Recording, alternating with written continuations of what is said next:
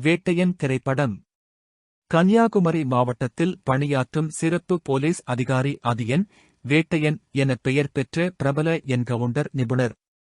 குற்றவாளிகளை சுட்டுக் கொல்லும் அவரது அணியும், திருடன் ஆகியிருந்தும் பின்னர் போலீஸ் தகவல் தருவோராக மாறிய தொழில்நுட்ப வல்லுநர் பேட்டரி பாட்ரிக் ஆகியோரின் உதவியுடன் அதியன் பல குற்றவாளிகளை வீழ்த்தியுள்ளார். பெச்சிப்பாறையிலிருந்து சரண்யா என்ற நடுநிலைப்பள்ளி ஆசிரியர் வகுப்பறைகளில் கஞ்சா வைத்திருப்பதால் மாணவர்கள் போதைப்பொருள் பழக்கத்திற்குள் இழுக்கப்படுகிறார்கள் என்று புகார் அளிக்கிறார். அந்த தகவலின் அடிப்படையில் அதியன் மற்றும் அவரது அணி போதைப்பொருள் தயாரிப்பின் பின்புல மனிதராக இருக்கும் குமரேசனை கைது செய்து பின்னர் என்கவுண்டரில் சுட்டுக் கொலை செய்கின்றனர். இது பொதுமக்களின் பாராட்டை பெற்றாலும் மனித உரிமைக் குழுவின் கண்காணிப்பையும் ஈர்க்கிறது. நீதிபதி சத்யதேவ் விசாரணையை பார்வையிட வர நீதிமன்றம் அந்த என்கவுண்டர் நியாயமானது என்று தீர்ப்பளிக்கிறது.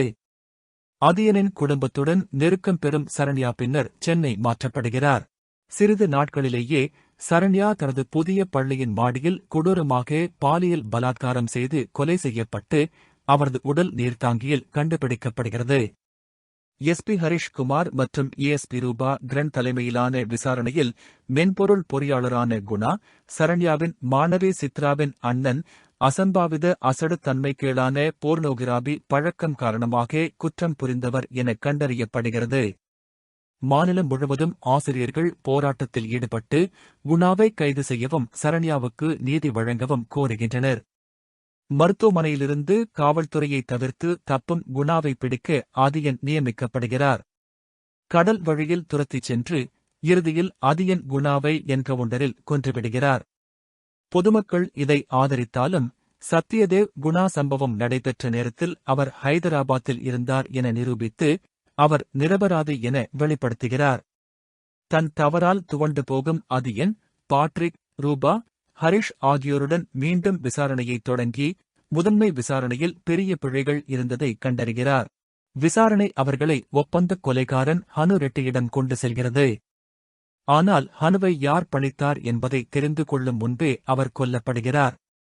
பாட்ரிக்கின் தொழில்நுட்ப உதவியால் ஹரிஷ் ஊழலுக்கு ஆளானவர் என்பதும், ஹனுவிற்கு போலீஸ் நடவடிக்கையை முன்கூட்டியே தகவல் அளித்ததும், குணாவை சிக்க வைக்கும் நோக்கில் நட்ராஜிடம் லஞ்சம் பெற்றதும் தெரிய வருகிறது.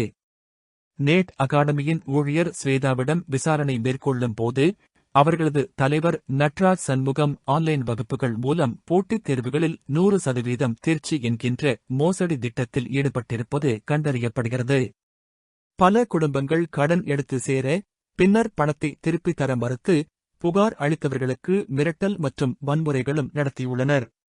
இந்த மோசடியை மறைக்க அரசு பள்ளிகளில் ஸ்மார்ட் ஸ்டூடெண்ட் ஸ்கீம் என இலவச பயிற்சி வழங்கும் திட்டத்தில் அரசுடன் இணைந்து அரசு பள்ளிகளின் தரத்தை குறை சொல்லும் வகையில் சமூக ஊடக பிரபலங்களுக்கு லஞ்சம் கொடுத்து மக்களை ஏமாற்ற முயற்சித்துள்ளார்.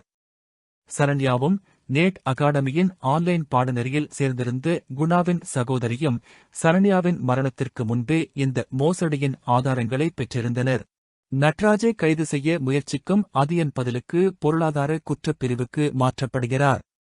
பின்னர் டிஎஸ்பி நசீமாவுடன் இணைந்து 2019ஆம் ஆண்டு பட்ஸ் சட்டத்தின் கீழ் நட்ராஜை ஆராய்கிறார்.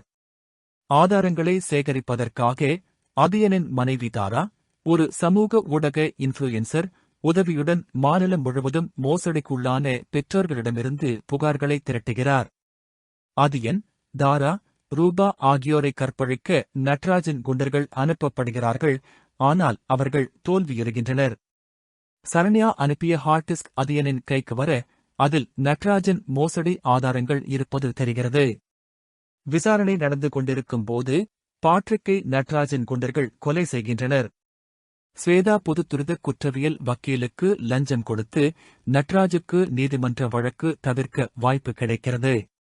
சரண்யாவின் கொலையுடன் நட்ராஜை இணைக்கும் உறுதியான ஆதாரம் இல்லாத நிலையில் அதியன் தனது சகோதரன் மகனின் உதவியுடன் சரண்யாவின் கடைசி வீடியோவை நட்ராஜின் மோசடி திட்டங்களும் அவர் முயன்ற கொலை முயற்சியும் வெளிப்படும் சமூக ஊடகங்களில் பகிர்கிறார்.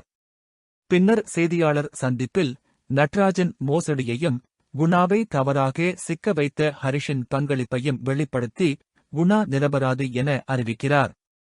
போலீஸ் எஸ்பி ஹரிஷையும் நட்ராஜையும் கைது செய்கிறது. அரசு நேட் அகாடமியுடன் உள்ள ஒப்பந்தங்களை ரத்து செய்து அந்த நிறுவனத்தை தடை செய்கிறது. புழல் சிறையிலிருந்து நீதிமன்றத்துக்கு கொண்டு செல்லும் போது நட்ராஜ் தப்பித்து ரூபாவை பிணையாளியாக எடுக்கிறார். அதியன் அவரை எதிர்கொண்டு அடக்கி நட்ராஜையும் அவரது குண்டர்களையும் கைது செய்கிறார். 6 மாதங்கள் கழித்து சரண்யா மற்றும் பாட்ரிக் கொலைக்காக நட்ராஜுக்கு ஆயுள் தண்டனை வழங்கப்படுகிறது. அதியன் தனது பழைய என்கவுண்டர் நடைமுறைகளை விட்டு விலகி சட்டம் தானாகவே தனது பாதையில் செல்லும் முறையை ஏற்கிறார்.